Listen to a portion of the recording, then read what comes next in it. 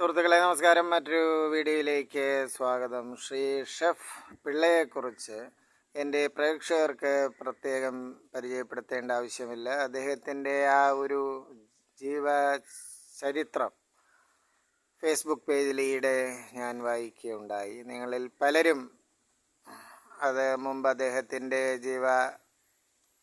അനുഭവങ്ങൾ അദ്ദേഹത്തിൻ്റെ തന്നെ കുറിപ്പുകളിലും മറ്റ് സോഷ്യൽ മീഡിയ പ്ലാറ്റ്ഫോമിലെ വീഡിയോകളിലും ഫേസ്ബുക്കിലുമൊക്കെ ഇതിനു മുമ്പ് വായിച്ചിട്ടുണ്ടാവും, കേട്ടിട്ടുണ്ടാവും. അതുകൊണ്ട് അതിൻ്റെ ഒരു വിശദവിവരണം ഇവിടെ ഞാൻ പറഞ്ഞ് നിങ്ങളെ മനസ്സിലാക്കേണ്ട ആവശ്യമില്ല.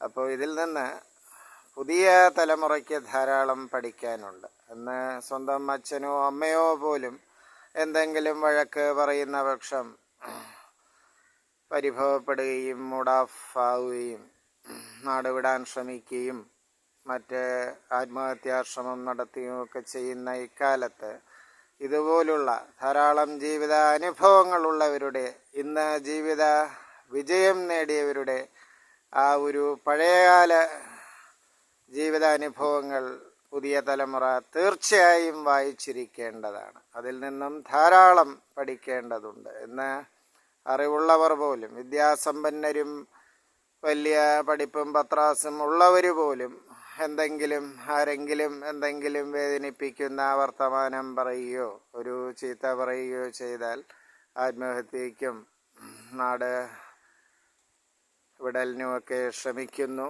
ധാരാളം ഇത്തരം കഥകൾ നാം ഒക്കെ കേട്ടിട്ടുണ്ട്. അപ്പോൾ ശ്രീ പിള്ളയെപ്പോലുള്ള ഒരു ഉദാഹരണം മാത്രം. ഇത്തരം ധാരാളം മഹാന്മാരുടെ, ഇന്ന് ജീവിത വിജയം നേടിയവരുടെ ആത്മകഥ, ആദ്യകാല ജീവിതാനുഭവങ്ങൾ പുതിയ തലമുറ തീർച്ചയായും പലയാവർത്തി വായിച്ചിരിക്കേണ്ടതാണ്. കാരണം ഒരു കുഞ്ഞ് വിഷമം നേരിടുമ്പോൾ തന്നെ നാട് വിടട്ടോ, അല്ലെങ്കിൽ ആത്മഹത്യ ചെയ്യട്ടോ, തലകുത്തി മറിയട്ടോ തുടങ്ങിയ ചിന്തകൾ ചെറുപ്പക്കാരുടെ ഇടയിൽ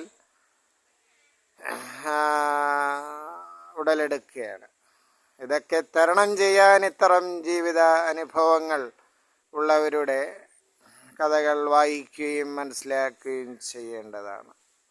അപ്പോൾ കൂടെ രാവിലെ ശ്രീ MS വിശ്വനാഥൻ്റെ ഒരു പഴയ മനോഹര ഗാനം, അദ്ദേഹം തന്നെ ആലപിച്ച ശ്രീകുമാരൻ തമ്പി എഴുതിയ പാട്ടും അനുബന്ധമായി ഓർമ്മിച്ചു പോവുകയാണ്. ഹൃദയവാഹിനി ഒഴുകുന്നു നീ തുടങ്ങിയ മനോഹര ഗാനം കൂടെ ഇതിൻ്റെ വാൽക്കഷ്ണമായി ചേർക്കാൻ ആഗ്രഹിക്കുന്നു.